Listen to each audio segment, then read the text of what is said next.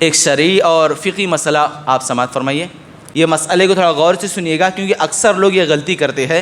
جب آپ نماز کے لیے مسجد میں آتے ہیں تو مسجد میں جماعت کھڑی ہوتی ہے، امام صاحب نماز پڑھا رہے ہوتے ہیں، تو اکثر لوگوں کو دیکھا جاتا ہے کہ اگر امام صاحب قاعدے اولیٰ میں یعنی پہلے قاعدے میں بیٹھے ہوئے ہیں اور اس میں اتحیات چل رہا ہے، تو ہم جب آتے ہیں مسجد میں تو میرے دوستو ان کے کھڑے ہونے کا انتظار کرتے ہیں.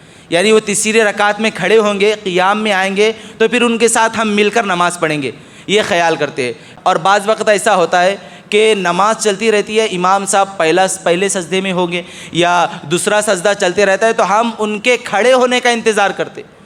یہ غلطی آپ یاد رکھیں. جب آپ مسجد میں آتے ہیں تو ان چیزوں کا آپ انتظار کرتے ہیں کہ امام صاحب دوسری رکعت سے کھڑے ہو کر تیسری رکعت میں آ جائے، یا پھر جو ہے سجدوں میں ہے تو سیدھا قیام میں آ جائے. آپ یاد رکھیے گا کہ آپ جو ہی مسجد میں آ جائے تو پھر آپ کو اب کسی معاملے میں انتظار کرنا نہیں ہے.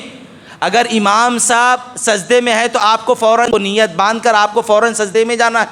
اگر آپ امام صاحب دوسری رکعت میں بیٹھے یعنی قاعدہ اولیٰ میں بیٹھے ہوئے ہیں تو آپ کو بالکل قاعدہ اولیٰ میں بیٹھنا، اس کے کھڑے ہونے کا انتظار نہیں کرنا ہے. آپ جو ہی مسجد میں آئے، جو بھی رکعت چل رہی ہے، جو بھی سجدہ چل رہا ہے، جو بھی قاعدہ چل رہا ہے، آپ کو بالکل جو ہے نماز میں شامل ہو جانا ہے.